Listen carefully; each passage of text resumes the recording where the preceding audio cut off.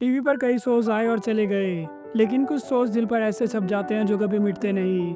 ऐसा ही एक शो था सब टीवी का बालवीर, जो पहली बार टेलीकास्ट हुआ था 12 अक्टूबर 2012 को। एक ऐसा शो जो सिर्फ एक टीवी सीरियल नहीं बल्कि हर बच्चे का सपना बन गया था। 4 साल तक लगातार चलता रहा और जब 2016 में बंद हुआ तब तक लोग इस शो से इतना जुड़ चुके थे कि मेकर्स को बाद में इसके नए सीजन भी लाने पड़े।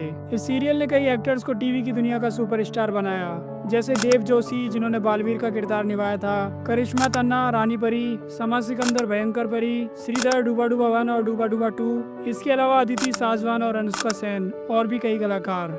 लेकिन सवाल ये उठता है कि जब ये शो इतना पॉपुलर था, हर बच्चों का फेवरेट था, तो आखिर ये बंद क्यों हुआ? और सबसे बड़ी बात, बालवीर की असली कहानी क्या थी? कैसे एक साधारण सा लड़का बना दुनिया का सुपर हीरो? क्या सच में दिया था उसने अपनी शक्तियों का बलिदान? और इसके आखिरी एपिसोड में क्या हुआ था? आज की इस वीडियो में आपको मिलेगा इन सब सवालों का जवाब। तो वीडियो को लाइक कर दें और चैनल को सब्सक्राइब कर दें। शुरू करते हैं इसी इंटरेस्टिंग वीडियो को। तो कहानी शुरू होती है धीरूभाई अंबानी के स्कूल के प्रमोशन के साथ।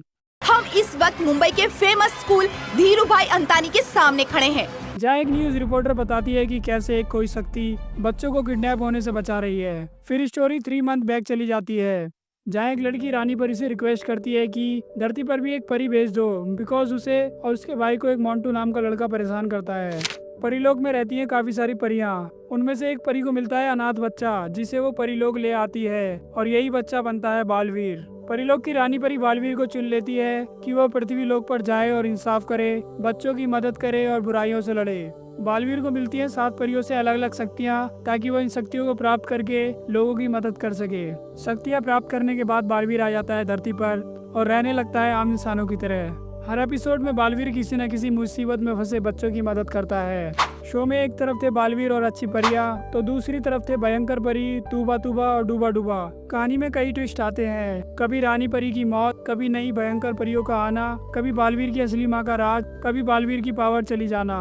बालवीर के एक एपिसोड में बालवीर अपनी शक्तियों का त्याग कर अपनी माँ के साथ पृथ्वी लोक लौटने का निर्णय लेता है। हालांकि यह निर्णय एक बड़े धोखे का हिस्सा होता है। बालवीर को जल्दी पता चल जाता है कि जिसे वह अपनी असली माँ समझ रहे थे, वह वास्तव में एक छलावा है और उनकी असली माँ को महाभस्म परी ने बंदी बना लिया है। यह खुलासा बालवीर को गहराई से झंझोड़ देता है और उन्हें अपनी शक्तियाँ पुनः प्राप्त करने के लिए प्रेरित करता है।